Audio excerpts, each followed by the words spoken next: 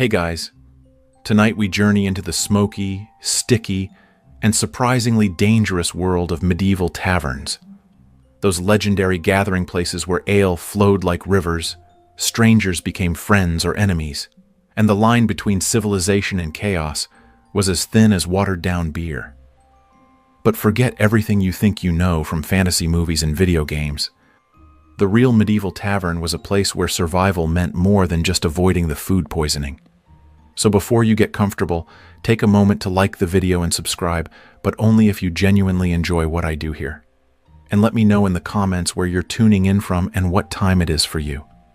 It's always fascinating to see who's joining us from around the world.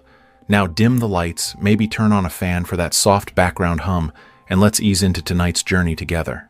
Picture this. You're trudging through the muddy streets of 14th century London, your boots squelching through a mixture of horse dung, rotting vegetables, and things you'd rather not identify. The rain has been falling for 3 days straight, turning every road into a river of filth. Your stomach growls with a hunger that gnaws at your very soul, and your throat burns with a thirst that water alone cannot quench. In the distance, through the gray mist and smoke, you see it. A wooden sign creaking in the wind, painted with the crude image of a boar's head or a bunch of grapes. The warm glow of firelight spills from small windows, and the sound of laughter, shouting, and something that might generously be called singing drifts through the heavy wooden door. You've found a tavern, and whether you know it or not, you're about to enter a world that operates by its own rules, where fortunes are won and lost on the roll of dice, where a wrong word can earn you a knife between the ribs, and where the ale might be the cleanest thing you consume all day. The medieval tavern wasn't just a place to drink. It was the beating heart of community life, the unofficial town hall, the stock exchange, the employment office, and the entertainment center all rolled into one smoky, chaotic, gloriously alive institution. But it was also a place where danger lurked in every shadow, where disease spread faster than gossip, and where the unwary could lose everything they owned before the night was through. Tonight, we're going to pull back the romantic veil that centuries of storytelling have draped over these establishments. We're going to explore the real taverns of medieval Europe, not the sanitized versions of Hollywood, but the genuine article in all its grimy, violent, fascinating glory. We'll discover what you'd really eat and drink, who you'd meet, what games you'd play, and most importantly, how you might survive the experience. Because make no mistake, visiting a medieval tavern was an adventure in the truest sense of the word. And like all real adventures, it came with genuine risks. The first thing that would hit you upon entering a medieval tavern wasn't the sight or the sound. It was the smell. A complex bouquet of aromas that would assault your nostrils with the subtlety of a mailed fist. Imagine, if you will, the concentrated essence of unwashed humanity, mixed with the sour tang of spilled ale, the acrid smoke of poorly ventilated fires, and the mysterious but unmistakable odor of things that had been left to ferment in dark corners for far too long. The floors, if they could be called that, were typically nothing more than packed earth covered with a layer of rushes, long grasses that were supposed to absorb spills and provide some semblance of cleanliness. In theory, these rushes were changed regularly. In practice, they often remained in place for months, slowly composting into a rich ecosystem of decomposing organic matter, spilled food, and the occasional small corpse of whatever vermin had been unlucky enough to meet its end in the tavern's depths. Walking across these floors was like traversing a spongy, unpredictable landscape. Your feet might sink into soft spots where ale had soaked through to the earth below, or crunch on the bones of long-forgotten meals. The more upscale establishments might have actual wooden floors, but even these were stained dark with years of spills and marked with the scars of countless knife fights, dice games gone wrong, and the general wear and tear of serving as the stage for humanity's baser instincts. The walls, constructed of wattle and daub, a mixture of wooden strips woven together and covered with mud, straw, and animal dung, were blackened with smoke and grease. They sweated moisture in the winter and radiated heat in the summer, creating a microclimate that was perpetually uncomfortable. Crude paintings or carvings might decorate these walls, often depicting religious scenes, royal heraldry, or more earthly pleasures, depending on the establishment's clientele and the owner's sense of propriety. But it was the ceiling that truly completed the atmospheric experience. Low, oppressive, and blackened with decades of smoke, it seemed to press down on the occupants like a physical weight. Massive wooden beams, often salvaged from ships or torn from ancient forests, supported the structure above. From these beams hung all manner of objects, dried herbs that did little to mask the prevailing odors, strings of onions and garlic, sides of bacon or ham in various stages of preservation, and sometimes the less savory remnants of customers who had failed to pay their debts or had otherwise offended the establishment's sense of justice. The lighting came primarily from the great hearth that dominated one wall, its flames casting dancing shadows that made every face look sinister, and every corner seemed to hide potential threats. Candles, when they could be afforded, provided additional illumination, but their flickering light only added to the sense of unease that permeated these establishments. The smoke from both fire and candles had nowhere to go but up, where it collected under the low ceiling before eventually finding its way out through gaps in the thatch or crude smoke holes that did little to improve the air quality. In this environment, every breath was an adventure. The air was thick enough to chew, laden with particles of soot, grease, and the exhalations of dozens of people who considered bathing a seasonal activity at best. Newcomers often found themselves coughing and wheezing, their eyes streaming tears that had nothing to do with emotion and everything to do with the simple act of trying to breathe. Yet for all its assault on the senses, there was something undeniably alive about a medieval tavern. The very air seemed to pulse with energy, with the raw vitality of people living life at its most basic level. This was humanity stripped of pretense, reduced to its essential elements, the need for food, drink, companionship, and the occasional release of violence. It was uncomfortable, it was dangerous, but it was never, ever boring. And as your eyes adjusted to the dim light and your lungs adapted to the thick air, you began to make out the figures that populated this smoky underworld. Merchants counting coins with suspicious eyes, soldiers still wearing the mud of distant battlefields, pilgrims seeking shelter on their way to holy sites, craftsmen celebrating the completion of a difficult commission, and locals who seemed to have grown from the very floorboards themselves. So perfectly did they blend with their surroundings. Each face told a story, and most of those stories were written in scars, missing teeth, and eyes that had seen too much.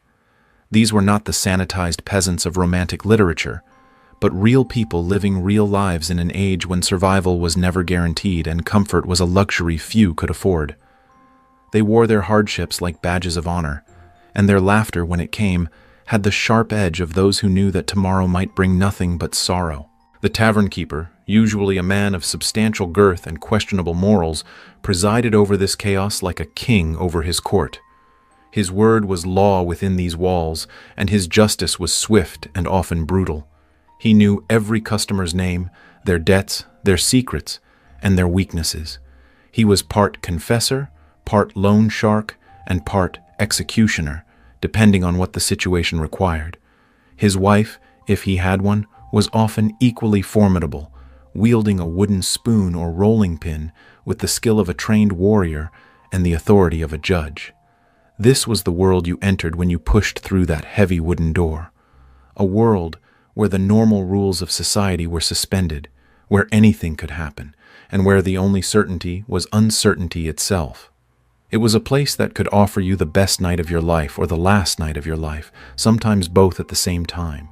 And as you stood there, taking in this assault on your senses, you realized that you had crossed more than just a threshold. You had entered a different realm entirely, one governed by its own laws, its own customs, and its own particular brand of justice. Whether you would emerge unscathed depended entirely on your wits, your luck, and your ability to navigate the treacherous social currents that flowed through every medieval tavern like an underground river. Not all medieval drinking establishments were created equal, and understanding the subtle but crucial differences between an inn, a tavern, and an alehouse could mean the difference between a comfortable night's rest and waking up in a ditch with your purse missing and your head ringing like a church bell. At the top of this hierarchy stood the inns, the aristocrats of the hospitality world. These establishments were primarily designed to house travelers, offering not just food and drink but actual beds, or at least something that resembled beds more than it resembled a pile of straw. The better inns were substantial buildings, often constructed of stone rather than the more common wood and daub, with multiple stories and rooms that could accommodate merchants, pilgrims, and other travelers who had both the means and the need for overnight lodging. The Tabard Inn in Southwark, immortalized by Geoffrey Chaucer in his Canterbury Tales, was one such establishment. Here, according to Chaucer's account, travelers could expect to find victuals of the best kind and wine that was both strong and pleasing.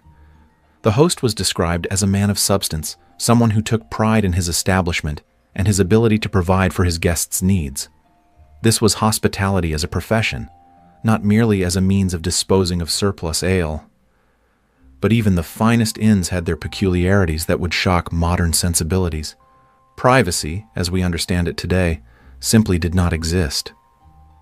Travelers were routinely packed into rooms like cargo, with 10 or 12 strangers sharing not just the same space, but often the same bed. The concept of individual accommodation was reserved for the very wealthy, and even then, it was more about status than comfort. The beds themselves were marvels of medieval engineering and endurance. Constructed of rope or leather straps stretched across wooden frames, they supported mattresses stuffed with straw, feathers, or whatever organic material was available and affordable.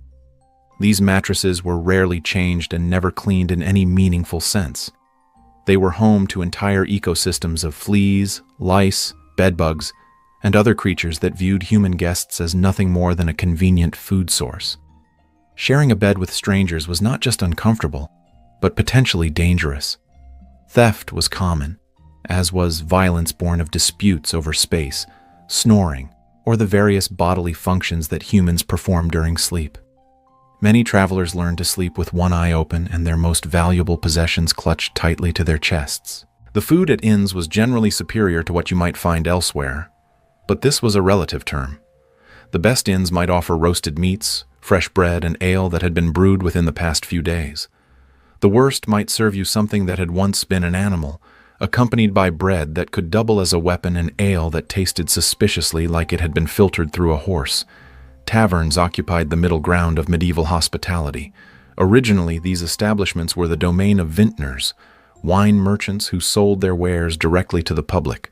Wine was expensive, imported from France, Spain, or the Rhine region, and carried with it an air of sophistication that ale could never match.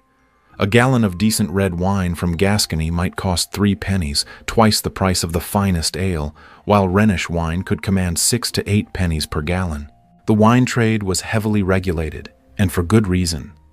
Adulteration was common, with unscrupulous tavern keepers watering down their wine, mixing it with cheaper alternatives, or even creating entirely counterfeit versions, using whatever ingredients they could find.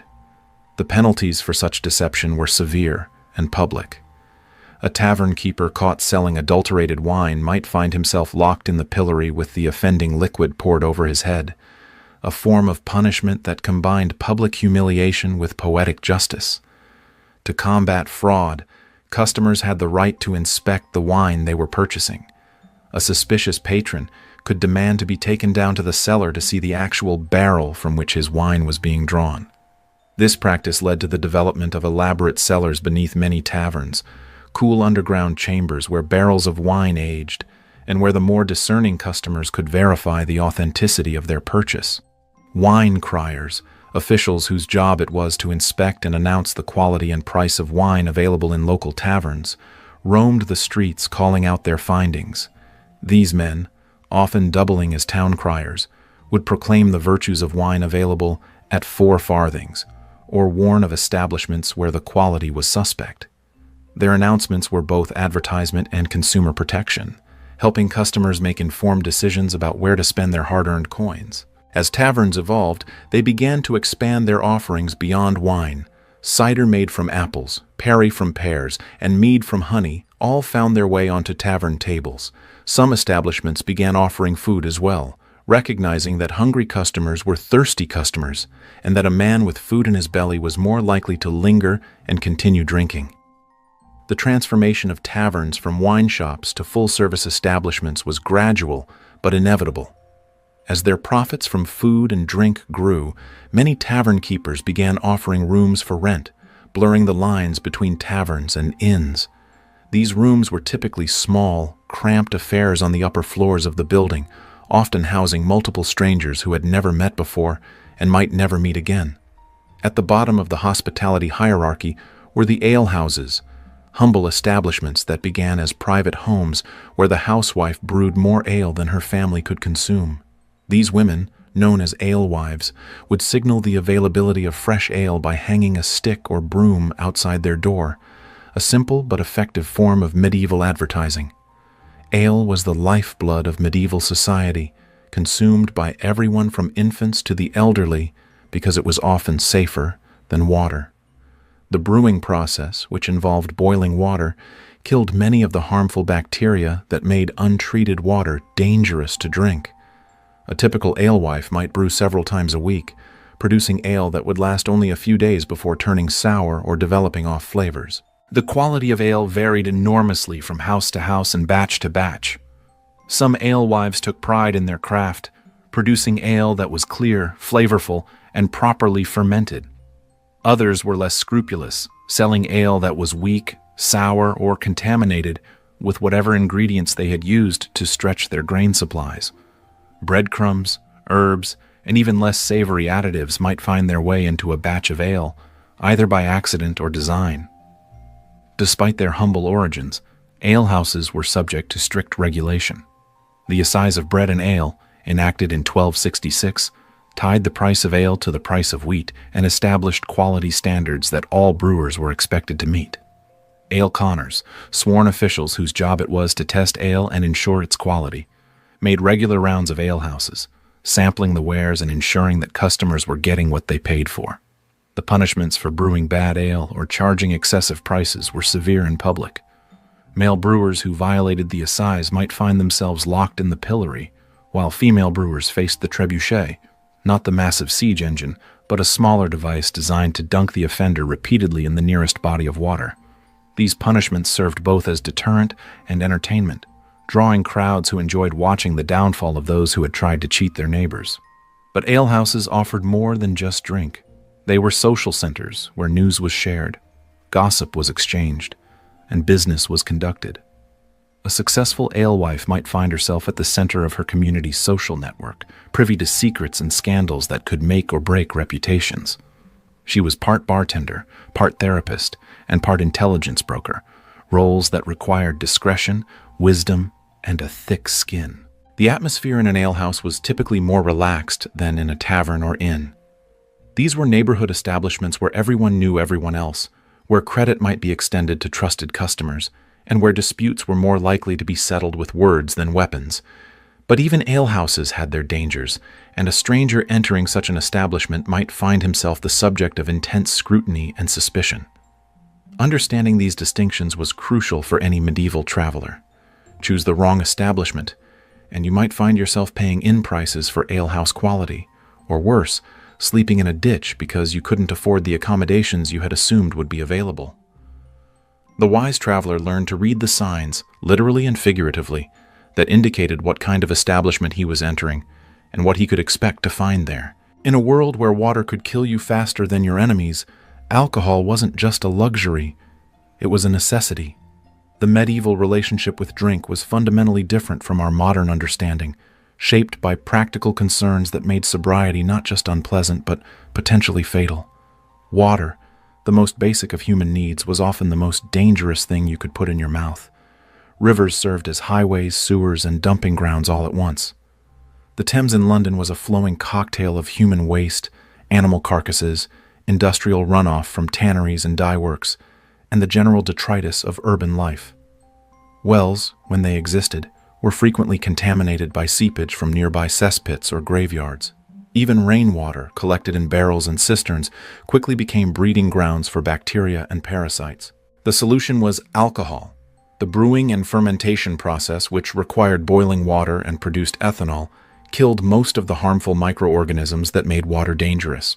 This wasn't understood in scientific terms. The germ theory of disease was still centuries away. But the practical effects were obvious. People who drank ale, wine, or other fermented beverages were less likely to fall ill with the mysterious stomach ailments that plagued those who relied on water. This led to a society where alcohol consumption began at birth and continued until death. Infants were given weak ale or wine mixed with water. Children drank small beer, a low-alcohol beverage that provided calories and hydration without causing intoxication. Adults consumed stronger versions throughout the day, not to get drunk, but to stay alive and healthy. The brewing of ale was primarily women's work, a domestic skill passed down from mother to daughter like cooking or weaving.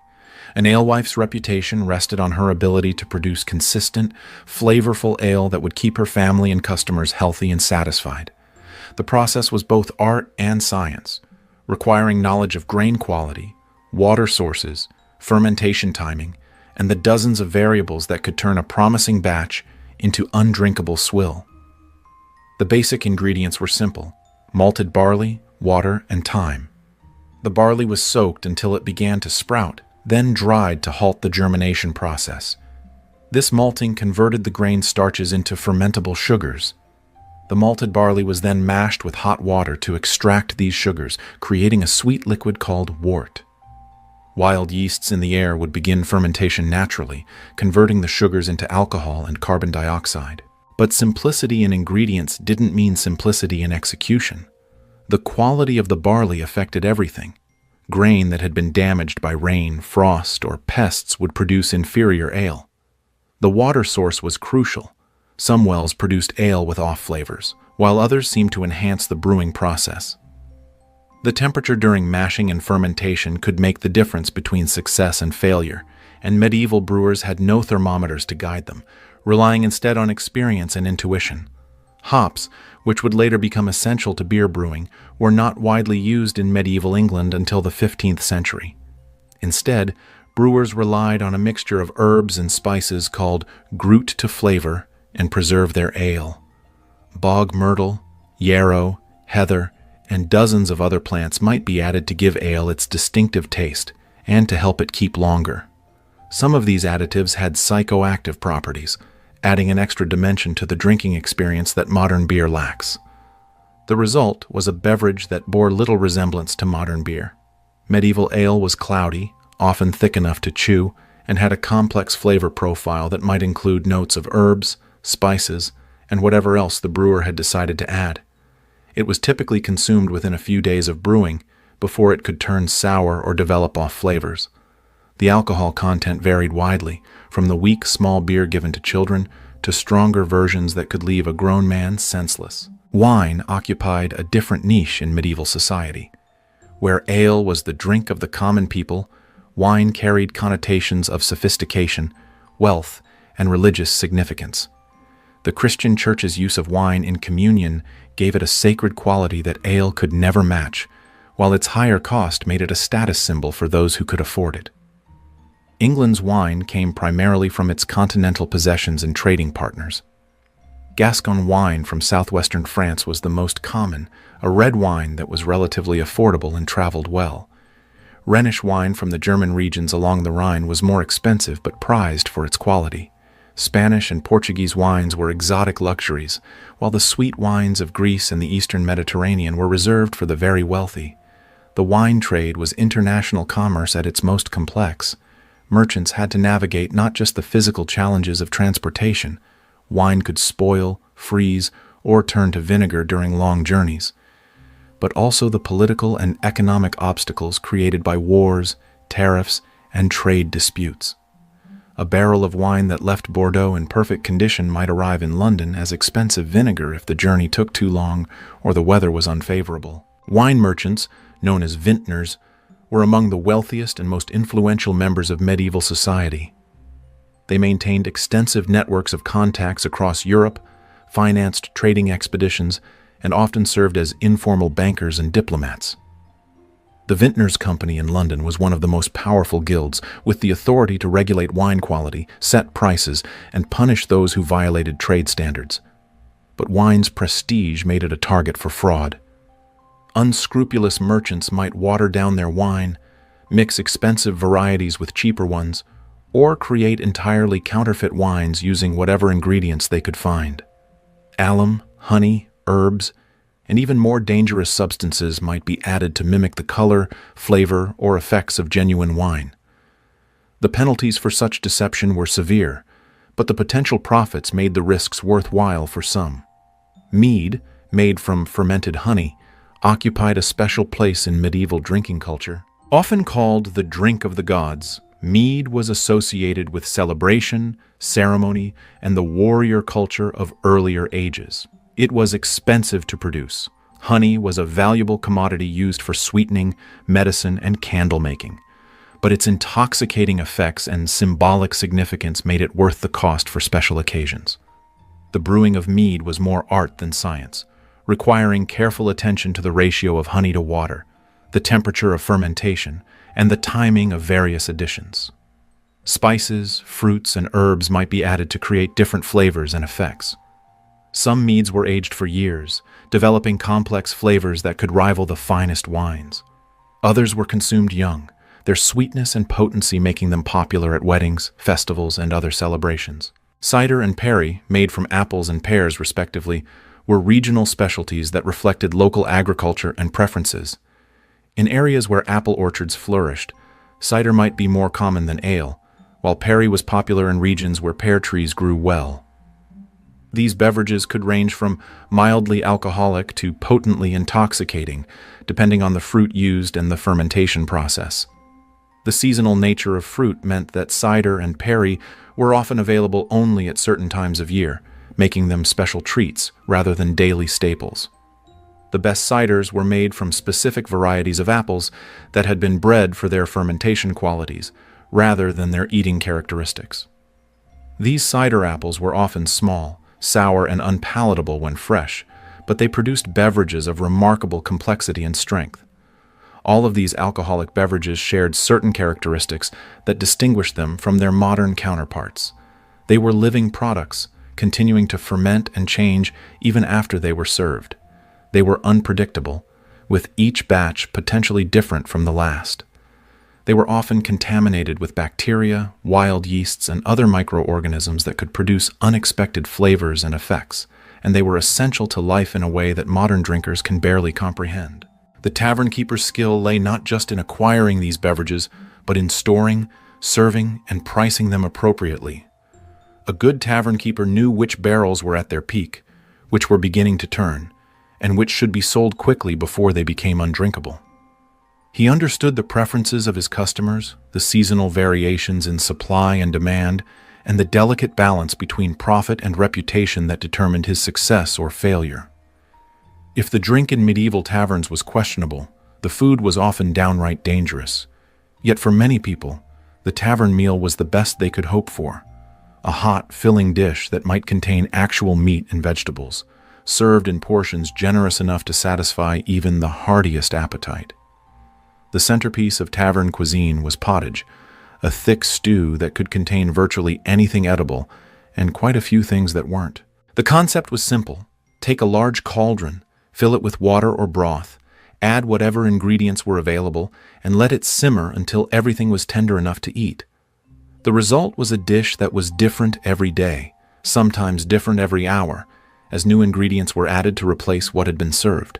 The perpetual stew, or hunter's pot, was the ultimate expression of this philosophy.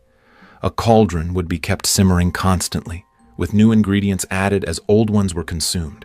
In theory, this created a continuously evolving dish that never ran out and never repeated itself exactly. In practice, it created a breeding ground for bacteria and a repository for ingredients of questionable origin and dubious freshness. The base of most pottages was grain, barley, oats, wheat, or whatever was cheapest and most available. This provided bulk and calories, turning what might otherwise be a thin broth into a substantial meal. Vegetables were added when available: onions, leeks, cabbage, turnips, carrots, and whatever else could be found in the market or foraged from the countryside. Meat, when it appeared in pottage, was often of uncertain origin and questionable quality. Beef, pork, mutton, and chicken were the most common, but rabbit, deer, and other game might find their way into the pot when available. The meat was typically tough, stringy, and well past its prime, the kind of cuts that required long, slow cooking to become even marginally edible. But it wasn't just the quality of the meat that was concerning, it was the source. Tavern keepers were not above using meat that had been rejected by other buyers, animals that had died of disease, or cuts that had been sitting in the market for days without finding a purchaser. The long cooking process would kill most harmful bacteria, but it couldn't eliminate the off flavors and textures that came with spoiled meat. Fish was another common ingredient, especially during Lent and other periods when the church prohibited the consumption of meat. But medieval preservation techniques were primitive, and fish that had traveled any distance from the sea was likely to be heavily salted, dried, or pickled. Fresh fish was a luxury that few taverns could afford, and even when available, it had to be consumed quickly before it spoiled. The seasonings used in pottage reflected both availability and affordability. Salt was expensive and heavily taxed, making it a precious commodity that was used sparingly. Herbs like parsley, thyme, and sage might be added when available, either fresh from gardens or dried from the previous season. Spices were largely beyond the reach of most tavern keepers, though a successful establishment might occasionally splurge on pepper, ginger, or other exotic flavorings. The cooking process itself was fraught with hazards. The great cauldrons used for pottage were difficult to clean thoroughly, and residue from previous batches could contaminate new ones. The fires used for cooking were smoky and unpredictable, making it difficult to maintain consistent temperatures. Stirring was done with long wooden spoons that might not be cleaned between uses, spreading flavors and bacteria from one batch to the next. Bread was the other staple of tavern meals, but like everything else, its quality varied enormously. The best taverns might serve white bread made from wheat flour, a luxury that was soft, flavorful, and relatively fresh. More commonly, customers received brown bread made from barley, rye, or mixed grains, often several days old and hard enough to use as a weapon. The worst bread was made from whatever grain was cheapest, often mixed with sawdust, ground acorns, or other fillers to stretch the flour. This bread was dense, gritty, and barely edible, but it provided calories and helped fill empty stomachs. It was often used as a trencher, an edible plate on which other foods were served, and by the end of the meal, it had absorbed enough juices and flavors to become palatable. Cheese was another common offering, ranging from fresh, soft varieties that had to be consumed quickly to aged, hard cheeses that could last for months. The quality depended on the source. Cheese made from the milk of healthy animals by skilled cheesemakers could be delicious, while cheese made from questionable milk by inexperienced hands could be inedible or even dangerous. Eggs, when available, were a welcome addition to the tavern menu. They could be boiled, fried, or added to pottage to provide protein and richness. But eggs were perishable, and without refrigeration, it was difficult to tell fresh eggs from spoiled ones until they were cracked open. A bad egg could ruin an entire dish and leave customers with vivid memories of their tavern experience.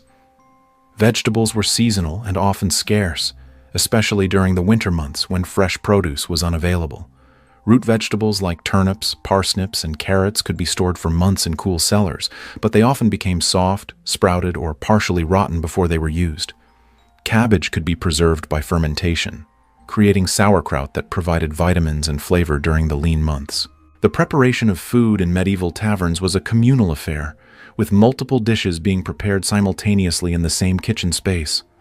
Cross-contamination was inevitable, as the same utensils, cutting boards, and preparation surfaces were used for different ingredients without proper cleaning between uses. Raw meat might be prepared on the same surface as bread, vegetables might be washed in the same water used for cleaning dishes, and cooked food might be stored alongside raw ingredients. Preservation was a constant challenge. Without refrigeration, food had to be consumed quickly or preserved through salting, smoking, drying, or fermentation. These preservation methods changed the flavor and texture of food dramatically, often making it barely recognizable from its fresh state. Salt pork bore little resemblance to fresh pork, dried fish was a completely different experience from fresh fish, and fermented vegetables had flavors that could be challenging even for medieval palates. The serving of food was as haphazard as its preparation. Dishes were often shared among multiple customers, with everyone eating from the same bowl or platter. Personal hygiene was poor, and the concept of individual place settings was unknown. Customers ate with their hands, shared knives, and drank from communal cups, spreading diseases and parasites with every meal. Despite all these challenges, tavern food served an important social and nutritional function. For many people, especially those living in cities, the tavern meal was their primary source of hot, cooked food. It provided calories, protein, and at least some vitamins and minerals that might be lacking in their regular diet. It was also a social experience, bringing people together around shared tables and creating opportunities for conversation, business, and community building. The successful tavern keeper understood that food was about more than just nutrition. It was about hospitality, comfort, and the creation of an atmosphere that would keep customers coming back. A bowl of well-made pottage, served hot and accompanied by fresh bread and good ale, could transform a cold, wet, miserable day into something bearable. It might not have been gourmet cuisine, but it was sustenance for both body and soul. Step into any medieval tavern, and you'd find yourself surrounded by a cast of characters that would make a modern crime novelist weep with envy. These weren't the sanitized peasants and noble knights of romantic literature, but real people living on the margins of society, each with their own story, their own agenda, and their own particular brand of danger. The merchants were perhaps the most visible and vocal of the tavern's regular patrons. These men, and they were almost exclusively men, traveled the dangerous roads between towns and cities, carrying goods, news, and often substantial amounts of coin. They were natural storytellers, regaling anyone who would listen with tales of distant markets, exotic goods, and the perils of the road. But beneath their jovial exteriors lay sharp minds constantly calculating profit and loss, and eyes that missed nothing of value. A successful merchant in a medieval tavern was like a walking advertisement for prosperity, dressed in fine clothes, sporting jewelry that proclaimed his wealth, and speaking with the confidence of a man who had seen the world beyond the village boundaries. But this display of wealth made him a target for every cutpurse, confidence man, and outright robber in the establishment. Smart merchants traveled in groups, hired guards, and kept their most valuable possessions hidden, but even the most cautious could find themselves relieved of their goods by a clever thief or a well-planned ambush. The less successful merchants were often more dangerous than their prosperous counterparts. Desperate men with failing businesses, mounting debts, and families to feed were capable of almost anything. They might sell goods they didn't own, promise deliveries they couldn't make, or enter into partnerships with criminals to recoup their losses. A merchant on the edge of bankruptcy was a man with nothing left to lose, and such men were unpredictable and potentially violent. Soldiers were another common sight in medieval taverns, and their presence could either ensure peace or guarantee trouble, depending on their mood, their sobriety, and their recent experiences. Veterans of foreign wars brought with them not just scars and stories, but also a casual attitude toward violence that could turn a simple disagreement into a bloodbath. They were skilled with weapons, accustomed to taking what they needed, and often suffering from what we would now recognize as post-traumatic stress disorder. The best soldiers were disciplined professionals who understood that their reputation was their most valuable asset. They might be hired as guards, escorts, or enforcers, and their presence in a tavern could actually make it safer for other patrons. But even good soldiers could be pushed too far, especially when drink loosened their tongues and old grievances surfaced. The worst soldiers were little better than bandits with military training, deserters, discharged veterans with no other skills, and mercenaries between contracts often turned to crime to survive. They knew how to fight, how to kill, and how to intimidate, making them formidable opponents for anyone foolish enough to cross them. A tavern full of unemployed soldiers was a powder keg waiting for a spark. Pilgrims represented a different kind of danger, not physical violence, but moral corruption.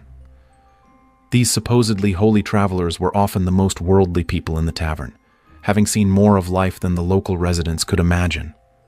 Some were genuine seekers of spiritual enlightenment, but others were using pilgrimage as an excuse for adventure, escape from legal troubles, or simply an extended vacation from the responsibilities of home. The Canterbury Tales gives us a vivid picture of medieval pilgrims, and it's not always flattering. Chaucer's pilgrims include a corrupt pardoner selling fake relics, a summoner who takes bribes to overlook sins, and a wife of Bath who has buried 5 husbands and is looking for number 6. These were people who understood how to manipulate religious sentiment for personal gain, and they were often more dangerous than the obvious criminals because they hid their true nature behind a facade of piety. Craftsmen and artisans formed another significant group in the tavern population. These skilled workers, blacksmiths, carpenters, weavers, potters, and dozens of other trades, were the backbone of medieval economy. They were generally more prosperous than common laborers, but less wealthy than successful merchants, occupying a middle ground that made them both envied and resented by those above and below them on the social ladder. Guild membership gave craftsmen a certain status and protection, but it also created rivalries and conflicts that could spill over into violence. Different guilds competed for customers, disputed territorial boundaries, and fought over the right to practice certain trades. A tavern might become neutral ground where these disputes could be settled, or it might become a battlefield where old grudges were settled with fists and knives. The most dangerous craftsmen were those who had been expelled from their guilds or who practiced their trades without proper authorization. These men had skills but no legitimate way to use them, making them natural recruits for criminal enterprises. A blacksmith who could forge weapons and pick locks, a carpenter who could build secret compartments and hidden passages, or a weaver who could create disguises and false documents, all were valuable assets to the criminal underworld. Clergy were surprisingly common in medieval taverns, despite official church disapproval of such establishments. Parish priests, traveling monks, and minor church officials often found themselves in taverns either by necessity or by choice. Some were genuinely pious men who had no other option for food and shelter during their travels. Others were using their religious status as a cover for less holy activities. The corrupt clergyman was a stock character in medieval literature, but he was also a real presence in medieval taverns. These men had education, connections, and moral authority that they could use for personal gain. They might sell false indulgences, perform illegal marriages, or provide sanctuary to criminals in exchange for payment. Their presence in a tavern could legitimize the establishment in the eyes of some customers, while making others deeply suspicious. Women in medieval taverns occupied a complex and often dangerous position. The alewives who ran many establishments were businesswomen in their own right, but they were also vulnerable to accusations of witchcraft, adultery, or other crimes that could destroy their reputations and their livelihoods. Serving wenches faced constant harassment and the threat of sexual violence, while prostitutes operated in a legal gray area that left them at the mercy of both customers and authorities. But medieval women were not passive victims. Many were skilled in the use of knives, poisons, and other weapons, and they were often more ruthless than their male counterparts when threatened. A tavern keeper's wife might be the real power behind the establishment, using her knowledge of customers' secrets and weaknesses to maintain order and extract payment.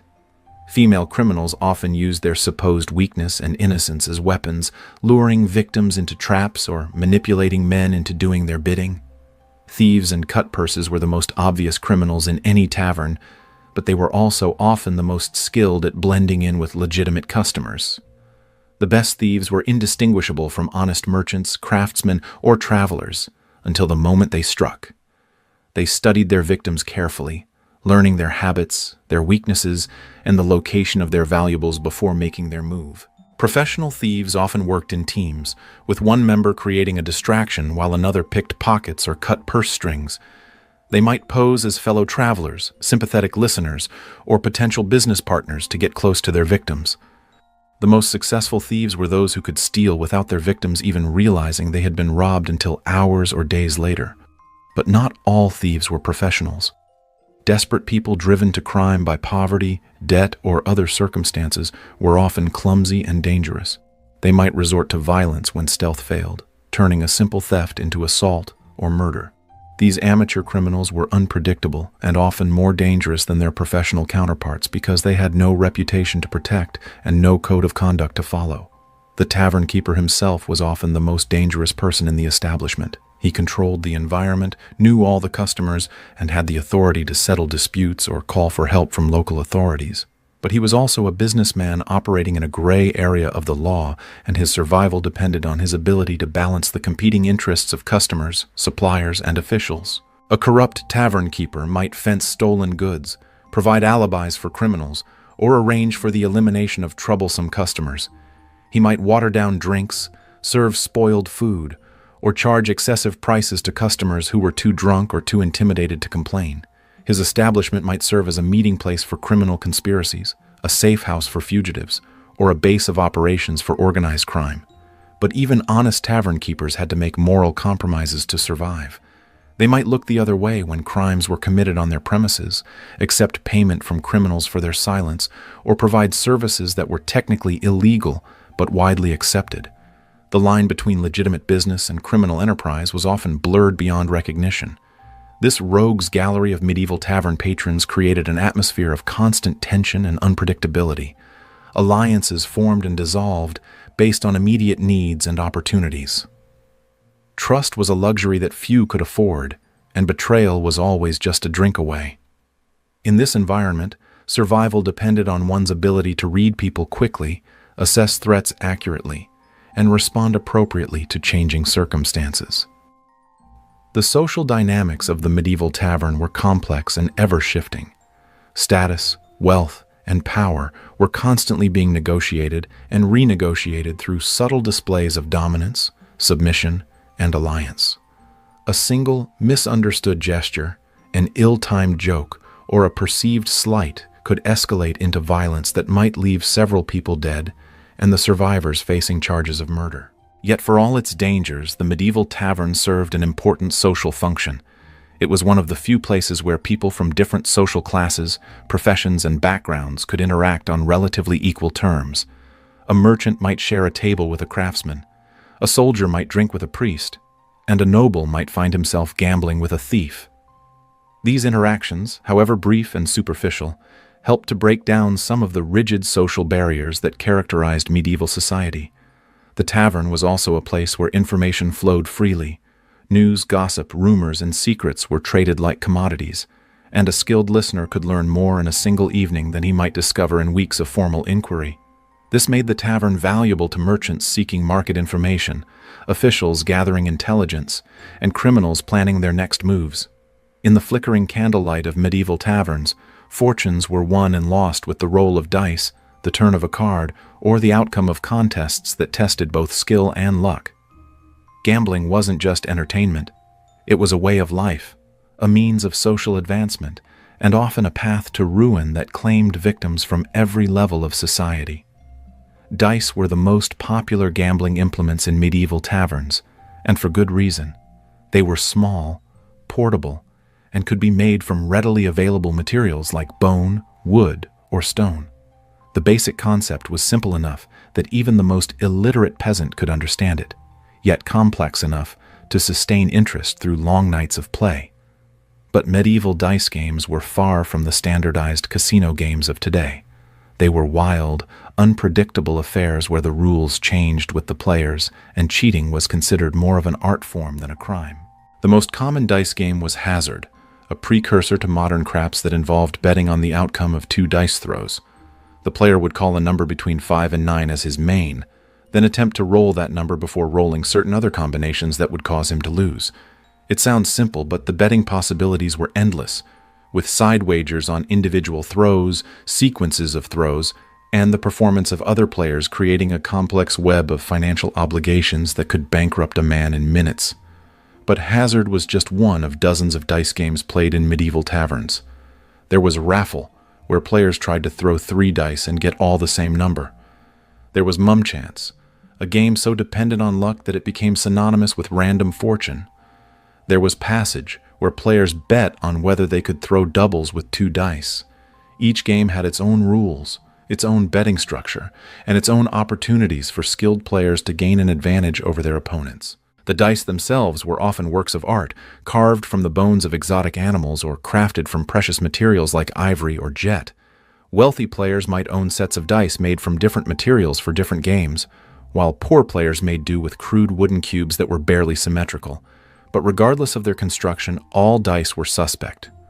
Loaded dice, shaved dice, and dice with duplicate numbers were common, and players developed elaborate rituals for inspecting dice before play began.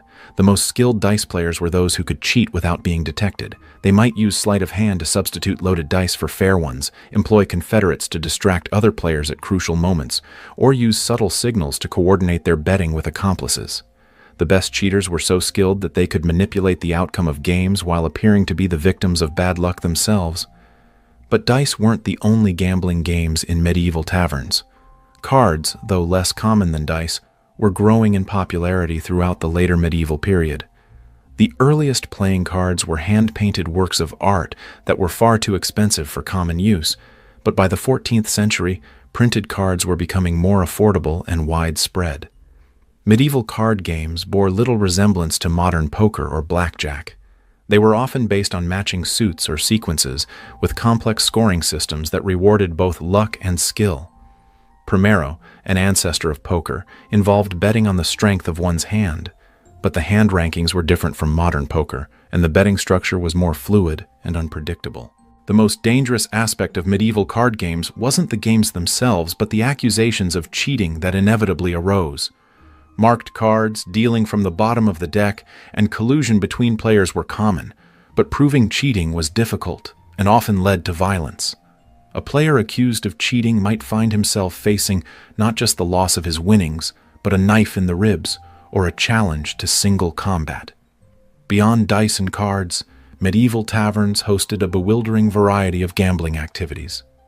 Arm wrestling contests, drinking competitions, and tests of skill or knowledge all became opportunities for wagering. Customers might bet on which of two flies would reach the ceiling first, whether the next person through the door would be male or female, or how many beans were in a jar. Anything that had an uncertain outcome could become the subject of a wager. Cockfighting was particularly popular in taverns that had outdoor space or could accommodate the noise and mess of the sport. Two roosters, specially bred and trained for fighting, would be placed in a pit while spectators bet on the outcome. The fights were brutal and often ended in the death of one or both birds, but the excitement and betting opportunities made them irresistible to many tavern patrons. Bear baiting and bull baiting were less common, but even more spectacular. A bear or bull would be chained to a post and attacked by specially trained dogs, while spectators bet on various aspects of the contest. Which dog would draw first blood, how long the bear would survive, whether any of the dogs would be killed.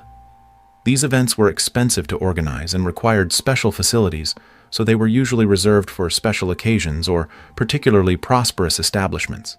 The social dynamics of gambling in medieval taverns were complex and often dangerous. Winning too much too quickly could mark a player as a cheat or a target for robbery. Losing too much could lead to desperate attempts to recoup losses that often ended in violence or crime.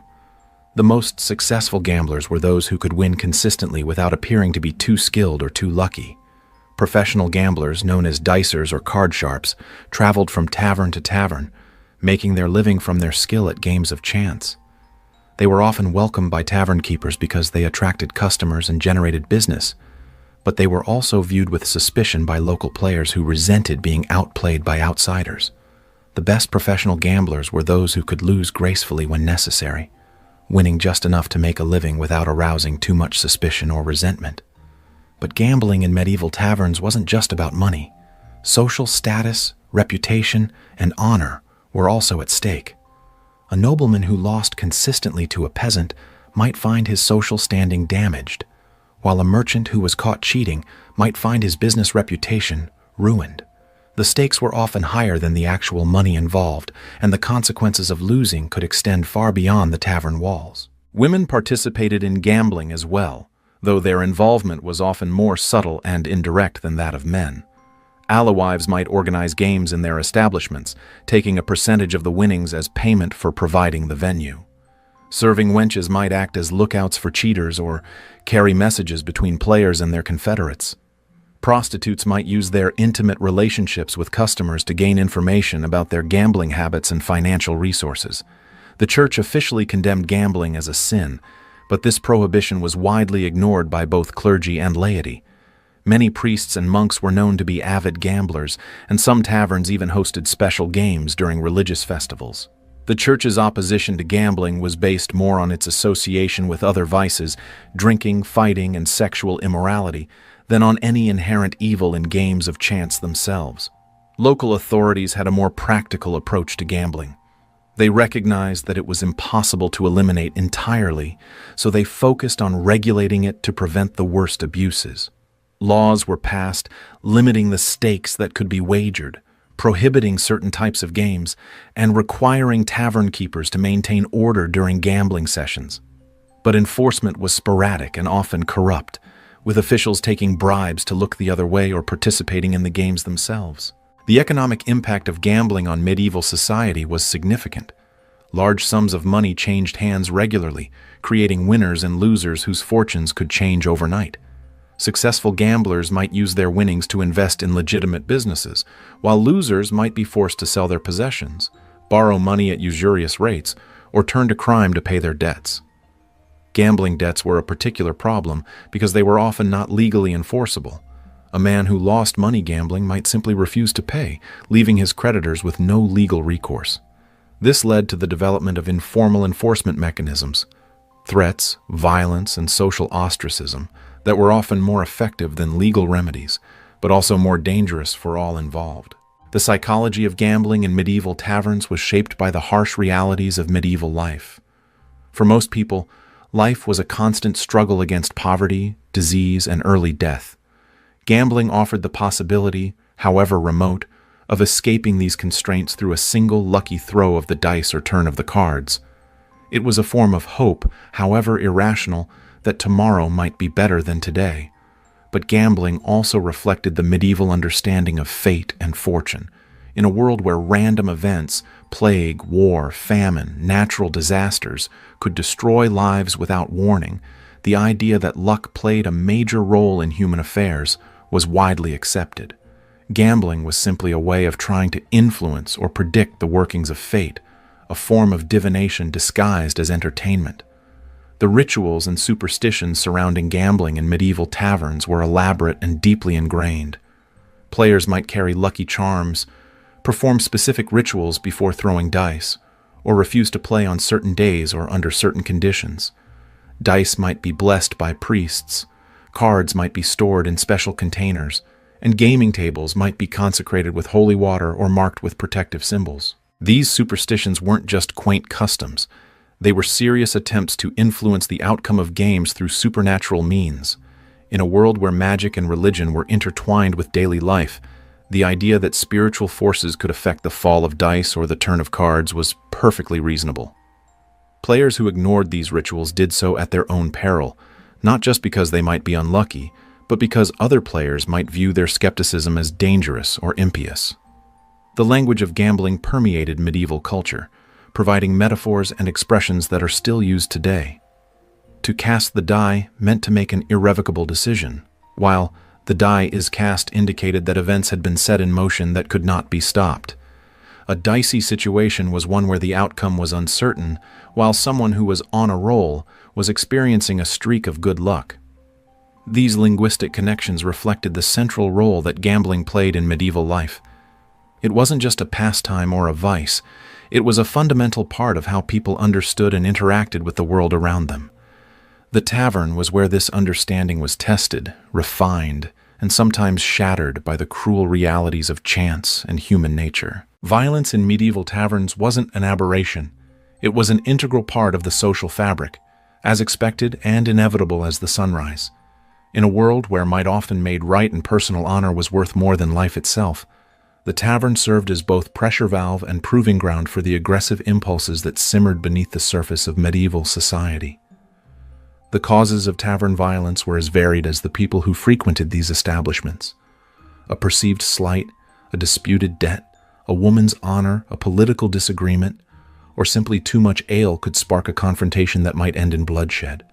But understanding the triggers was less important than understanding the culture that made violence not just acceptable, but often necessary for survival and social standing. Honor was the currency of medieval society, and it was a currency that could be devalued by a single moment of perceived cowardice or disrespect.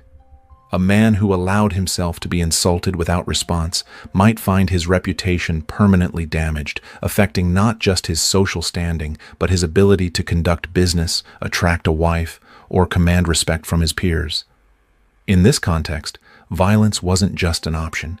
It was often the only option for maintaining one's place in society.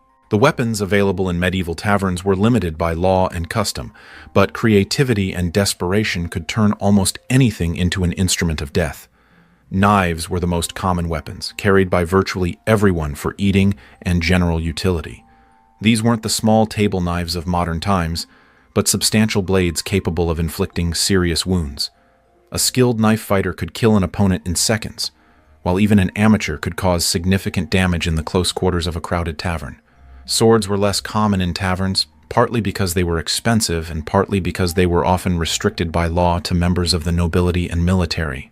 But when swords did appear in tavern fights, the results were usually spectacular and bloody. The confined space of a tavern made sword fighting particularly dangerous for bystanders, as wild swings could easily strike innocent customers or cause structural damage to the building. More commonly, tavern fighters made do with improvised weapons. Wooden stools became clubs, pottery shards became cutting implements, and even eating utensils could be pressed into service as weapons. The heavy pewter or wooden tankards used for drinking ale were particularly effective as bludgeons, capable of crushing skulls or breaking bones with a single well-placed blow.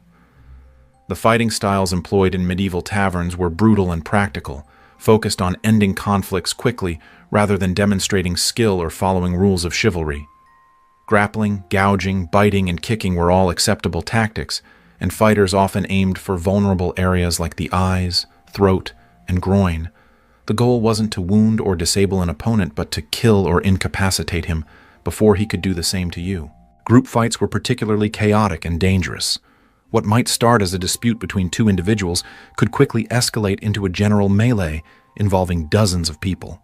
Alliances formed and dissolved in seconds as customers chose sides based on personal relationships, ethnic loyalties, or simple proximity to the action. In these situations, survival often depended more on luck than skill, as fighters struggled to avoid being overwhelmed by multiple opponents or struck by flying objects. The role of women in tavern violence was complex and often underestimated by modern observers. While women were less likely to engage in direct physical confrontation, they were often the instigators of violence, using their relationships with men to manipulate conflicts for their own benefit. A woman might encourage her lover to fight a rival, provide weapons or information to one side in a conflict, or use accusations of sexual impropriety to destroy an enemy's reputation. When women did engage in physical violence, they were often more vicious and unpredictable than their male counterparts. Female tavern keepers were known for their ability to maintain order through a combination of intimidation and violence, wielding rolling pins, ladles, and other kitchen implements with deadly efficiency. Serving wenches learned to defend themselves against unwanted advances using whatever weapons were at hand, and their intimate knowledge of the tavern's layout gave them significant advantages in close combat. The aftermath of tavern violence was often as dangerous as the violence itself. Wounded fighters might die from their injuries days or weeks later, turning what had seemed like a minor altercation into a case of murder. Families and friends of the injured or killed might seek revenge, creating cycles of violence that could persist for generations. Legal authorities might become involved, leading to trials, executions, or other forms of official punishment that could destroy entire families. The economic consequences of tavern violence were also significant. Property damage from fights had to be repaired or replaced, often at considerable expense. Injured customers might be unable to work, affecting their ability to pay debts or support their families. Dead customers obviously couldn't pay their bills, leaving tavern keepers to absorb the losses. The reputation of a tavern where violence was common might suffer, driving away customers and reducing profits. But violence also served important social functions in medieval taverns. It was a way of establishing and maintaining social hierarchies, with stronger or more skilled fighters earning respect and deference from their peers. It was a form of entertainment for spectators, who might bet on the outcome of fights or simply enjoy the excitement of watching others risk their lives. It was a method of dispute resolution in a society where formal legal mechanisms were often unavailable or ineffective. The rituals surrounding tavern violence were as important as the violence itself. Challenges might be issued according to specific formulas, with particular words or gestures that carried precise meanings. The choice of weapons, the location of the fight, and the presence or absence of witnesses all had significance that went beyond the immediate practical considerations. These rituals helped to legitimize violence and distinguish between acceptable and unacceptable forms of aggression. Professional fighters, including soldiers, mercenaries, and others whose livelihood depended on their combat skills, brought a different dynamic to tavern violence. They were often more skilled and experienced than ordinary customers, but they were also more likely to escalate conflicts beyond what the situation warranted. A professional fighter might see a tavern brawl as an opportunity to demonstrate his skills or enhance his reputation, leading to unnecessarily brutal or prolonged conflicts. The weapons and fighting techniques used by professionals were often superior to those employed by amateurs, but they were also more likely to result in serious injuries or deaths. A mercenary who had learned to fight on battlefields might not understand the unwritten rules that governed tavern violence, leading to conflicts that went far beyond what local customs considered appropriate. The seasonal patterns of tavern violence reflected the rhythms of medieval life. Violence was more common during certain times of year, harvest festivals, religious holidays, and market days, when people had more money to spend on drink and more reasons to gather in large numbers. Winter months, when people were confined indoors and tensions ran high, also saw increased levels of violence. The time of day also affected the likelihood and severity of tavern violence. Early evening fights were often relatively minor affairs, settled quickly before they could escalate. But as the night wore on and customers became more intoxicated, conflicts became more serious and more likely to result in permanent injury or death. The hours just before dawn were particularly dangerous, as exhausted, drunk, and emotionally volatile customers were most likely to resort to extreme violence. The legal response to tavern violence varied widely depending on the jurisdiction, the social status of those involved, and the severity of the injuries inflicted. Minor fights might be ignored entirely by authorities, especially if no one was seriously injured and the participants were willing to settle their differences privately. More serious violence might result in fines, imprisonment, or even execution, particularly if the victim was a person of high social standing or if the violence was seen as threatening public order. But the legal system's response to tavern violence was often inconsistent and corrupt. Wealthy or well-connected individuals might escape punishment for serious crimes, while poor or unpopular defendants might face severe penalties for minor offenses. Witnesses might be intimidated or bribed, evidence might be destroyed or fabricated, and judges might be influenced by personal relationships or financial considerations. The Church's attitude toward tavern violence was officially condemnatory but practically ambivalent. While church doctrine condemned violence and promoted peace and reconciliation, many clergy members were themselves frequent participants in tavern culture and occasional participants in tavern violence.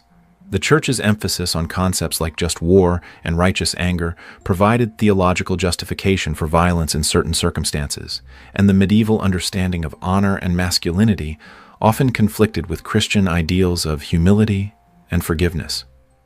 The medical treatment available for victims of tavern violence was primitive and often more dangerous than the original injuries. Wounds might be cleaned with wine or vinegar, sewn shut with whatever thread was available, and treated with herbal remedies of questionable effectiveness. Broken bones were set without anesthesia, and amputations were performed with crude tools and no understanding of antiseptic procedures. Many victims of tavern violence died not from their original injuries, but from infections, blood loss, or complications arising from inadequate medical treatment. Those who survived might be permanently disabled, affecting their ability to work and support themselves and their families. The long-term consequences of tavern violence thus extended far beyond the immediate participants, affecting entire communities and generations. The psychological impact of tavern violence on both participants and witnesses was significant but poorly understood in medieval times.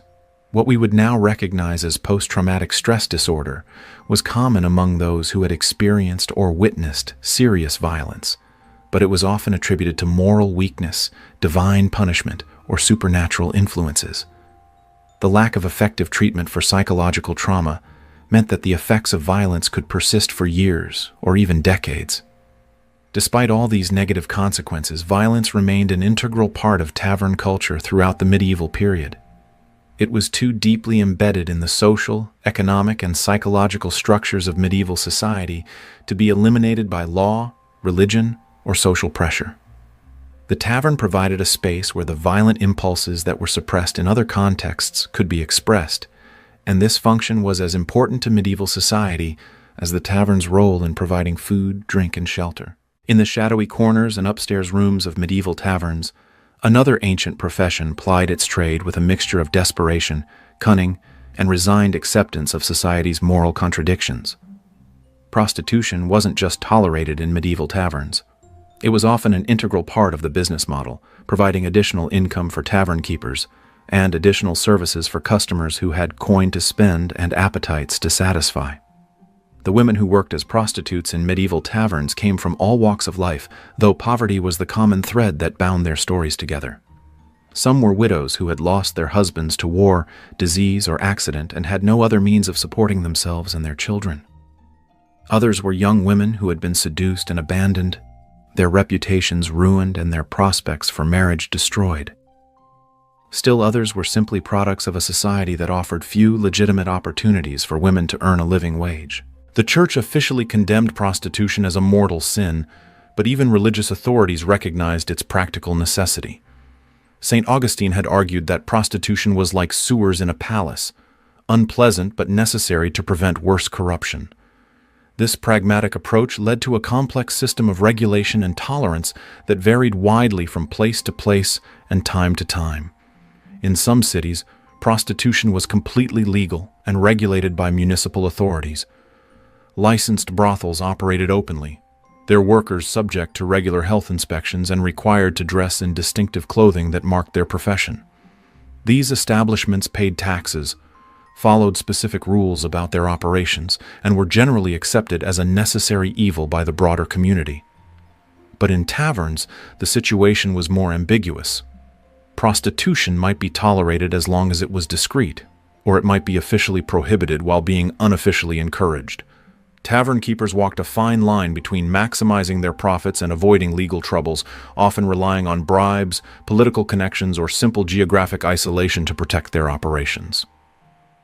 The working conditions for prostitutes in medieval taverns were harsh and dangerous. They had little protection from violent or abusive customers, no recourse when clients refused to pay, and constant exposure to sexually transmitted diseases that could be disfiguring or fatal. Pregnancy was an occupational hazard that could end a woman's career, and the primitive methods of birth control and abortion available at the time were often more dangerous than childbirth itself. The economic arrangements between prostitutes and tavern keepers varied widely. Some women worked as independent contractors, renting rooms from the tavern keeper and keeping most of their earnings. Others were essentially employees, receiving a percentage of their fees while the tavern keeper provided room, board, and protection. The worst situations involved women who were essentially slaves, trapped by debt, violence, or legal constraints that made it impossible for them to leave. The customers who sought the services of tavern prostitutes were as diverse as the women who served them. Merchants traveling far from home, soldiers on leave from military campaigns, craftsmen celebrating successful business deals, and local men seeking variety or excitement all contributed to the demand for commercial sex. The anonymity of the tavern environment made it easier for men to engage in behavior that might be socially unacceptable in their home communities. The prices charged for sexual services varied based on the woman's appearance, age, and reputation, as well as the specific services requested and the economic conditions of the local area. A young, attractive woman in a prosperous city might command prices that would support her comfortably, while an older woman in a poor rural area might barely earn enough to survive.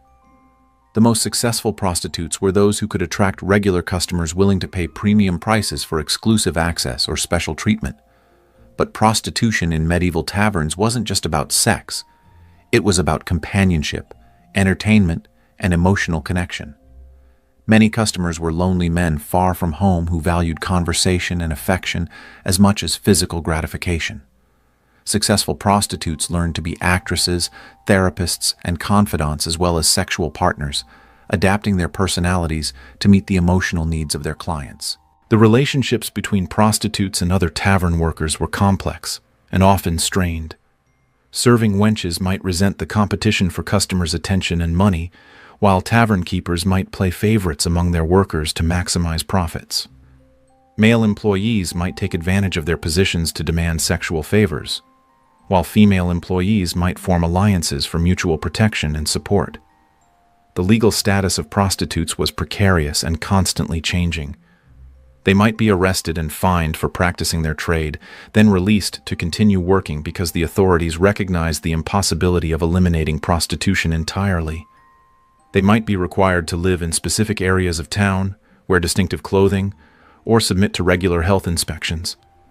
In times of social or political upheaval, they might be scapegoated for broader problems and subjected to particularly harsh treatment. The health risks associated with prostitution in medieval times were enormous. Sexually transmitted diseases were common and often fatal, with no effective treatments available. Syphilis, gonorrhea, and other infections could cause blindness, insanity, and death, while pregnancy and childbirth carried their own substantial risks. The lack of understanding about disease transmission meant that both prostitutes and their customers were largely ignorant of the dangers they faced. Violence was another constant threat. Customers might become violent when drunk, refuse to pay for services, or assault prostitutes for reasons ranging from sexual frustration to religious guilt. The isolated nature of many taverns made it difficult for prostitutes to call for help, while their low social status meant that authorities were often reluctant to investigate crimes against them seriously. The psychological toll of prostitution was severe, but rarely acknowledged in medieval times. Women who entered the profession often experienced shame, depression, and a sense of hopelessness that was compounded by social ostracism and religious condemnation. The constant need to perform emotional and sexual labor for strangers while suppressing their own feelings and desires created psychological stress that had no recognized treatment or support. Despite these challenges, some prostitutes managed to achieve a measure of success and independence. The most skilled and fortunate might accumulate enough money to retire from active prostitution and establish themselves as madams, managing other women and taking a percentage of their earnings. Others might attract wealthy patrons who provided them with financial security in exchange for exclusive access to their services. The most successful prostitutes were often those who could transcend the purely sexual aspects of their work and establish themselves as entertainers, confidants, or even informal advisors to powerful men. These women might gain access to political information, business opportunities, or social connections that could be leveraged for personal advancement. But such success was rare and often temporary, dependent on maintaining the favor of fickle and powerful men. The children of prostitutes faced particular challenges in medieval society. They were often stigmatized by their mother's profession and had limited opportunities for social advancement. Boys might be apprenticed to trades or recruited into military service, while girls often followed their mothers into prostitution or other forms of service work. The cycle of poverty and social marginalization was difficult to break. The relationship between prostitution and other forms of crime was complex. Prostitutes might serve as informants for thieves and other criminals, using their intimate relationships with customers to gather information about their wealth, habits, and vulnerabilities. They might also be victims of crime, targeted by robbers who assumed they carried substantial amounts of cash, or by criminals who viewed them as easy targets unlikely to receive protection from authorities. The seasonal patterns of prostitution in medieval taverns reflected broader economic and social cycles. Business was often better during harvest festivals, religious holidays, and market days when men had more money to spend and more reasons to celebrate. Military campaigns, trade expeditions, and other events that brought large numbers of men to an area could create temporary booms in demand for sexual services. The geographic distribution of prostitution also varied significantly. Urban taverns in major cities might support numerous prostitutes working in relative safety and prosperity, while rural establishments might have only one or two women working in more dangerous and isolated conditions. Port cities and major trade routes were particularly lucrative locations, as they attracted large numbers of travelers with money to spend. The regulation of prostitution by religious and secular authorities was often contradictory and hypocritical. The same officials who publicly condemned prostitution might privately patronize prostitutes or profit from their activities through taxation or corruption. The church might preach against sexual immorality while tolerating or even profiting from brothels located on church property. The impact of prostitution on medieval society extended far beyond the individuals directly involved. It affected marriage patterns, family structures, and social relationships in ways that were often subtle but significant. The availability of commercial sex might reduce pressure on unmarried women to engage in premarital sex, but it might also reduce men's incentives to marry and establish families. The economic impact of prostitution was also significant. It represented a substantial underground economy that generated income for women, tavern keepers, and various intermediaries, while also creating demand for goods and services, ranging from clothing and cosmetics to food and lodging. The money spent on prostitution might otherwise have been saved or spent on other goods and services, affecting the broader economy in complex ways. The cultural impact of prostitution was perhaps most significant of all. It challenged conventional notions of female virtue and male honor, while simultaneously reinforcing them. It provided an outlet for sexual desires that might otherwise have been expressed in more socially disruptive ways, but it also created a class of women who were permanently marginalized and stigmatized. The stories of individual prostitutes who worked in medieval taverns are largely lost to history, their voices silenced by illiteracy, social stigma, and the general tendency of historical records to ignore the experiences of marginalized people. But their presence in these establishments was a constant reminder of the harsh realities of medieval life and the limited options available to women who found themselves outside the protection of family, marriage, or religious institutions. Justice in medieval taverns was a complex and often contradictory affair, where official law enforcement competed with unofficial systems of order and where the line between legal authority and criminal enterprise was often blurred beyond recognition. The tavern existed in a legal gray area, simultaneously subject to royal authority, church jurisdiction, guild regulations, and local customs that might contradict each other in fundamental ways. The most visible representatives of official law enforcement were the constables, bailiffs, and other officers who were responsible for maintaining order in their jurisdictions. These men were often part-time officials who combined law enforcement duties with other occupations, and their effectiveness varied widely based on their personal courage, political connections, and financial resources. A strong, well-connected constable might be able to maintain order in even the most unruly tavern, while a weak or corrupt official might find himself ignored or even physically threatened by the very people he was supposed to control. The powers of these officials were extensive in theory, but limited in practice. They could arrest suspected criminals, confiscate property, and impose fines for various offenses, but their ability to enforce these powers depended on their personal authority and the support of the local community. A constable who tried to arrest a popular local figure might find himself facing a hostile crowd, while one who targeted unpopular outsiders might receive enthusiastic support from tavern patrons. The crimes that law enforcement officials were most concerned with in taverns were those that threatened public order or royal authority. Treason, sedition, and other political crimes were taken very seriously, as were violent crimes that resulted in serious injury or death. Property crimes like theft and fraud were also prosecuted, though the effectiveness of enforcement varied widely based on the value of the stolen goods and the social status of the victims. But many activities that would be considered criminal today were either legal or tolerated in medieval taverns. Gambling was officially prohibited in many jurisdictions but widely practiced and rarely prosecuted. Prostitution might be regulated rather than banned, with officials more concerned about taxation and health issues than moral considerations. Even violence might be overlooked if it was seen as a legitimate response to provocation or if the participants were willing to settle their differences privately. The church had its own system of law enforcement that operated parallel to secular authorities.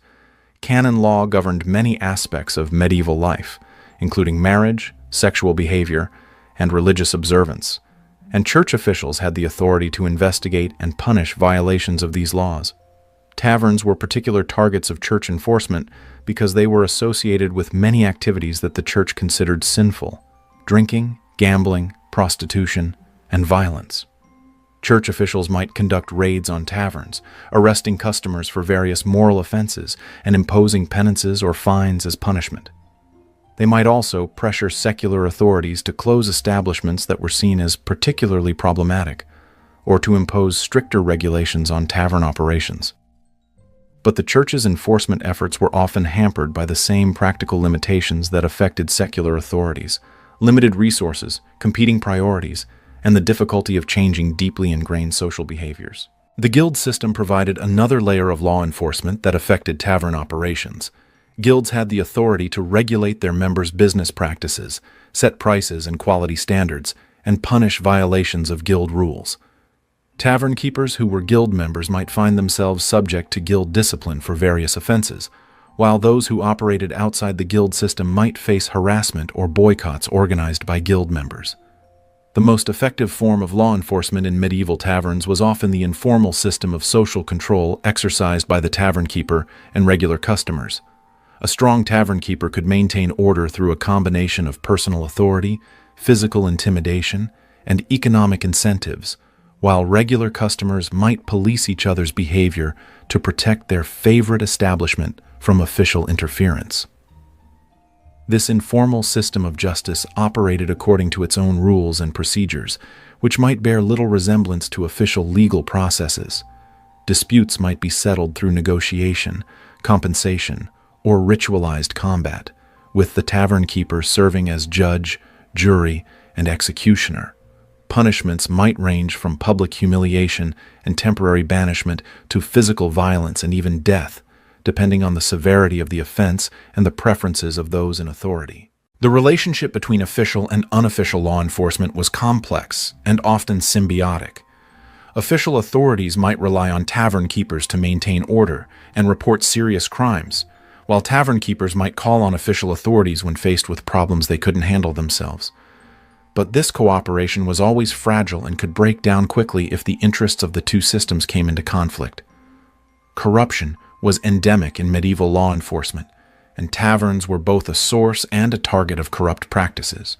Officials might accept bribes to overlook illegal activities, participate in the profits of criminal enterprises, or use their authority to extort money from tavern keepers and customers. Tavern keepers might pay protection money to avoid harassment, provide free food and drink to curry favor with officials, or offer sexual services as a form of payment. The most corrupt officials were those who used their positions to engage in criminal activities themselves. A constable might organize theft rings, a bailiff might run illegal gambling operations, or a church official might profit from prostitution while publicly condemning it. These officials were often more dangerous than ordinary criminals because they had legal authority to cover up their crimes and punish those who opposed them. The legal procedures used to prosecute crimes in medieval taverns were often crude and unreliable by modern standards. Evidence might consist of little more than witness testimony, which could be influenced by personal relationships, financial incentives, or simple fear. Physical evidence was rarely collected or preserved systematically, and the concept of forensic investigation was virtually unknown. Trials were often public spectacles that served as much to entertain the community as to determine guilt or innocence. The accused might be required to undergo various forms of ordeal, trial by combat, trial by fire, or trial by water, that were believed to reveal divine judgment about their guilt or innocence. These procedures were based on religious beliefs rather than rational investigation, and their outcomes were often determined more by chance than by actual guilt or innocence. The punishments imposed for crimes committed in medieval taverns were designed to serve multiple purposes: deterrence, retribution, and public entertainment. Public executions, floggings, and other forms of corporal punishment were common, often carried out in market squares or other public spaces where large crowds could gather to watch. These spectacles served to reinforce social hierarchies and moral boundaries while providing entertainment for the masses. But punishment was also highly variable and often arbitrary.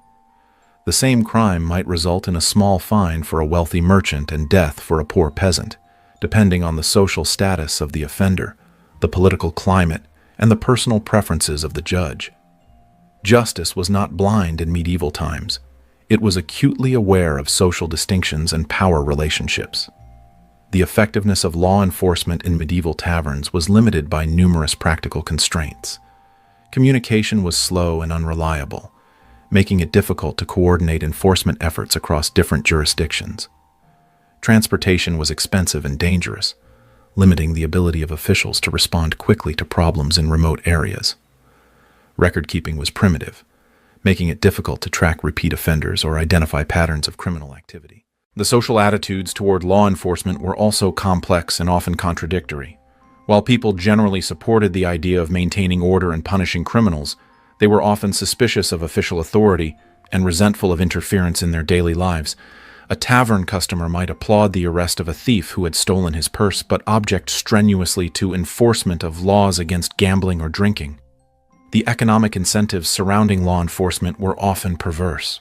Officials were frequently paid through fees and fines rather than regular salaries, creating incentives to arrest and prosecute people regardless of their actual guilt. Tavern keepers might find it cheaper to pay bribes than to comply with regulations, while customers might prefer to settle disputes privately rather than involve official authorities who might impose additional costs and complications. The geographic distribution of law enforcement resources was highly uneven. Major cities might have relatively sophisticated systems of law enforcement with multiple officials, established procedures, and regular patrols, while rural areas might have only a single part-time constable responsible for dozens of villages and hundreds of square miles. Taverns in remote areas might operate with virtual impunity, while those in major cities might face constant scrutiny and harassment. The seasonal patterns of law enforcement reflected broader social and economic cycles.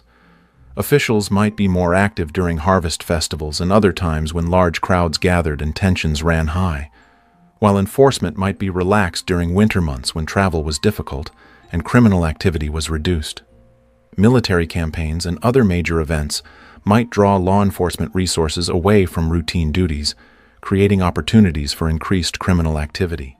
The long-term effectiveness of medieval law enforcement in taverns is difficult to assess, but it seems clear that it was only partially successful in achieving its stated goals.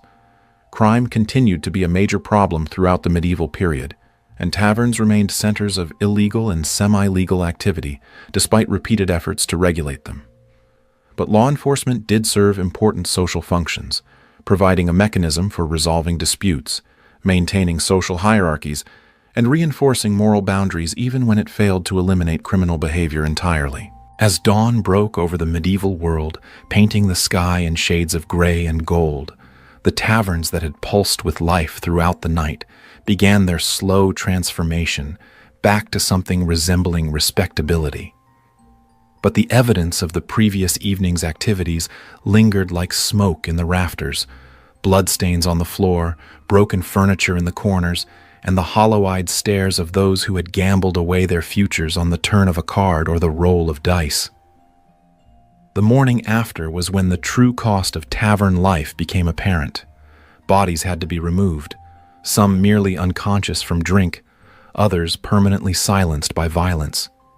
Debts had to be collected or forgiven, depending on the debtor's ability to pay and the creditor's capacity for mercy.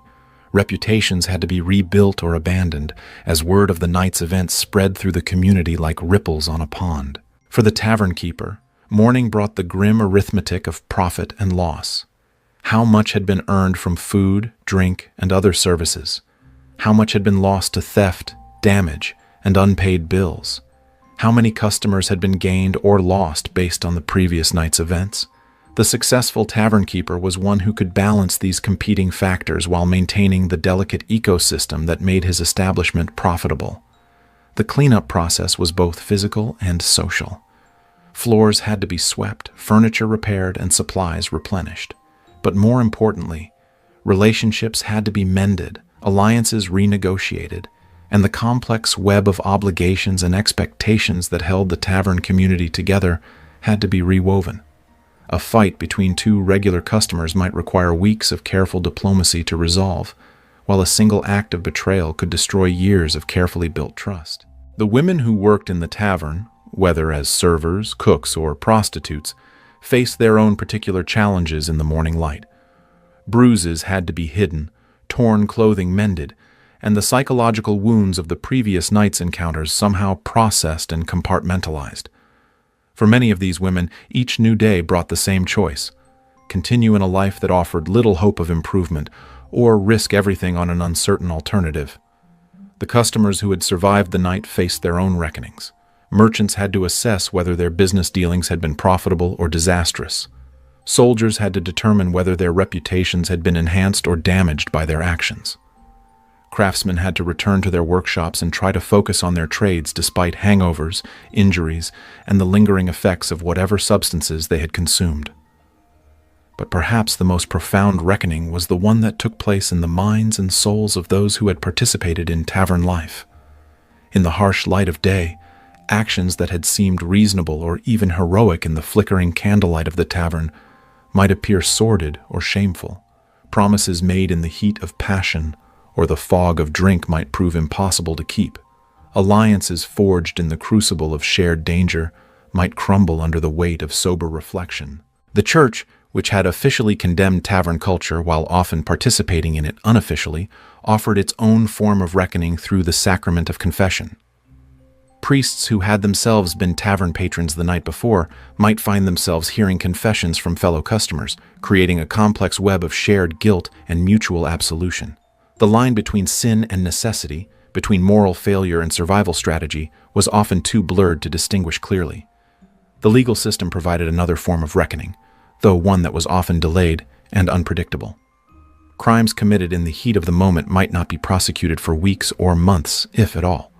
Witnesses might disappear, evidence might be destroyed, and the political climate might change in ways that affected the likelihood of prosecution. Justice, when it came, might bear little resemblance to what modern observers would consider fair or appropriate. The economic reckoning was perhaps the most immediate and tangible. Debts incurred during a night of gambling or drinking had to be paid, often with interest and penalties that could quickly spiral out of control. Property lost in wagers had to be surrendered, sometimes including items that were essential for the loser's livelihood. Families might find themselves impoverished by a single night's poor decisions, while others might discover unexpected windfalls that could change their circumstances dramatically. The social reckoning was more subtle but equally important. Reputations built over years could be destroyed in a single evening, while others might be enhanced by displays of courage, generosity, or skill. Marriage prospects might be improved or ruined based on behavior in the tavern, and business relationships might be strengthened or severed based on perceived loyalty or betrayal. The psychological reckoning was perhaps the most complex of all. The medieval mind was not equipped with modern concepts of trauma, addiction, or mental health, but the effects of tavern life on the human psyche were nonetheless real and significant. The constant exposure to violence, the pressure to maintain social standing through displays of aggression or recklessness, and the use of alcohol and other substances to cope with the harsh realities of medieval life all took their toll on mental and emotional well-being. For some, the tavern represented a form of escape from the grinding poverty, social oppression, and limited opportunities that characterized medieval life for the majority of the population. It offered a space where normal social rules were suspended, where a peasant might drink with a nobleman, where a woman might exercise power and influence, where luck and skill could triumph over birth and breeding. But this escape came at a cost that many were unable or unwilling to pay. The cycle of tavern life was relentless and self-perpetuating. Each night brought new customers seeking the same things that had drawn their predecessors: food, drink, companionship, excitement, and the possibility of changing their circumstances through luck or skill. Each morning brought the same reckonings, the same attempts to make sense of what had happened and to prepare for what was to come. The tavern keeper who survived and prospered was one who understood this cycle and learned to work with it rather than against it. He provided what his customers needed while protecting himself from the worst consequences of their actions. He maintained order without stifling the energy that made his establishment profitable. He balanced the competing demands of law enforcement, religious authorities, guild regulations, and customer expectations while somehow managing to turn a profit. But even the most successful tavern keeper lived with the knowledge that his prosperity was built on a foundation of human weakness and desperation. The profits that allowed him to live comfortably came from the losses of others: the gamblers who couldn't stop playing, the drinkers who couldn't stop drinking, the lonely souls who paid for companionship they couldn't find elsewhere. This knowledge might trouble his conscience, Or it might simply be accepted as the natural order of things in a world where survival often required moral compromise. The broader society that surrounded and sustained tavern culture was equally complicit in its contradictions. The same authorities who condemned taverns as dens of iniquity also relied on them for tax revenue, information gathering, and social control. The same church that preached against the sins associated with tavern life also benefited from the donations of tavern keepers and the confessions of tavern patrons. The same communities that ostracized tavern workers also depended on the services they provided. This hypocrisy was not lost on those who lived and worked in the tavern world. They understood that they were serving essential social functions while being condemned for doing so. They provided outlets for human needs and desires that had no other acceptable expression in medieval society. They created spaces where social tensions could be released before they exploded into more destructive forms. They offered opportunities for social mobility and economic advancement that were unavailable through legitimate channels. The legacy of medieval tavern culture extended far beyond the medieval period itself.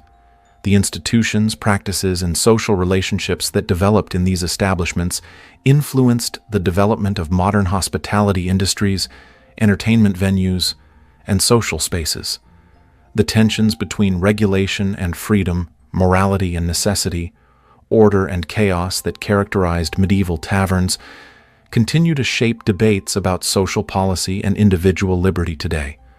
But perhaps the most important legacy of medieval tavern culture is the reminder it provides about the complexity and contradictions of human nature. The same people who were capable of great cruelty and selfishness in the tavern environment were also capable of great kindness and generosity. The same institutions that facilitated crime and vice also provided community and support for those who had nowhere else to turn. The same social dynamics that created conflict and violence also created bonds of loyalty and friendship that could last a lifetime. The medieval tavern was a mirror that reflected both the best and worst aspects of human society.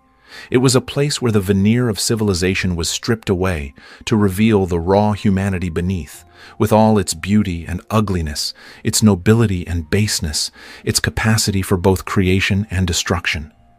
In studying these institutions, we learn not just about medieval history, but about ourselves and the eternal human struggle to balance individual desires with social needs, personal freedom with collective responsibility, and the pursuit of happiness with the demands of survival. As the sun set on the medieval world and rose on the modern age, the taverns that had served as crucibles of human experience gradually evolved into new forms. But the fundamental human needs they had served, for food, drink, companionship, excitement, and the possibility of transformation, remained unchanged. The settings might be different, the technologies more advanced, the social structures more complex, but the basic dynamics of human interaction in spaces dedicated to pleasure and profit continued to play out in ways that would have been familiar to any medieval tavern keeper. The filthy truth about medieval taverns was that they were simultaneously the best and worst of their world. Places of genuine community and brutal exploitation, of authentic human connection and calculated manipulation, of liberation from social constraints and enslavement to human weakness. They were institutions that revealed the full spectrum of human possibility, from the sublime to the ridiculous, from the heroic to the criminal, from the sacred to the profane. In the end, the medieval tavern stands as a testament to the resilience and adaptability of human society. Despite all the dangers, contradictions, and moral compromises involved, these institutions survived and thrived because they met real human needs in ways that no other social institution could match. They provided spaces where people could be fully human, with all the messiness, complexity, and contradiction that entails. And in doing so, they created a legacy that continues to influence how we think about community, hospitality, and the eternal human search for meaning and connection in an often hostile and unpredictable world. The tavern door swings shut one final time, the fire burns down to embers, and the last customer stumbles out into the dawn. But the stories continue, passed down through generations, reminding us that in every age, in every society, there are places where the human drama plays out in all its raw intensity, The medieval tavern may be gone, but its spirit lives on wherever people gather to share food, drink, stories, and the fundamental human experience of being alive in a world that is both beautiful and terrible, promising and threatening, full of both hope and despair. And perhaps that is the ultimate truth about medieval taverns, not that they were simply dens of iniquity or centers of community, but that they were profoundly human institutions that reflected the full complexity of the human condition. They were places where people came to be themselves, for better or worse, and in doing so, they created a legacy that continues to resonate with anyone who has ever sought refuge from the world in the company of strangers, who might, for a brief moment, become friends.